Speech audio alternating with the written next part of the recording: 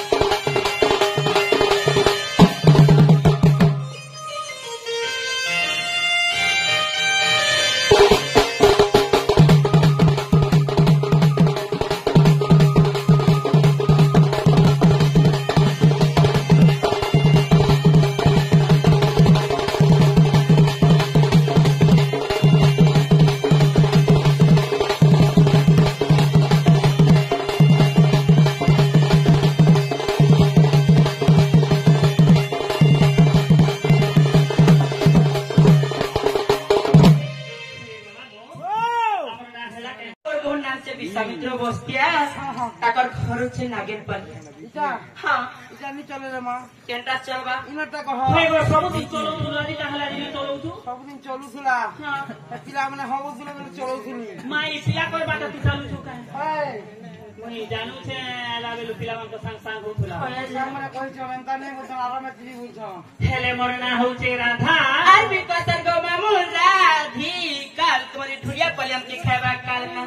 मते मते गिरी नहीं पारे कहला के हम सब कुकुर ऐसा कर दिए ची रोई प्यार को आगो कि तमरा केंता ऊपर आलू कोले होती तीनटा हे अब तमर ननी तोर आलू कोले होती केंता तीनटा तू तोर गो तो विचार खुदै होचु गो छे हां के रोई प्यार को हाय हाय मामू जे सुनतर दिला हां से यहाँ से पत्री छन जी लिंब गछ काई की फिता हला हां कहि दियो कहे मागो मामू हां जे गोटे कथा गो मामू हां आगो हम टाटी जाऊ हाय तापर यहाँ कथा भी कहला हम तमर ना होचे राधा और भी कहसो राधिका पूजा बुझे नहीं पारे मते पदरा या राधा सुनबो की राधिका हमरा राधा कह सते गो मामू हाय हाय आगो राधा सुनबो छोटा बसी आगो हां सब कथा नहीं आगो रासो माथे मोर नाम त्रिपुरा रात्र दिन देऊ थी पहरा रावल तेसा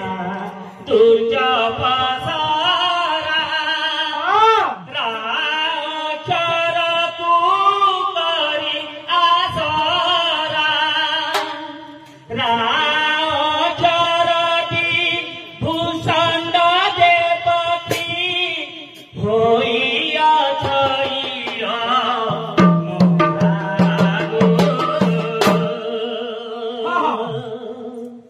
रासमथे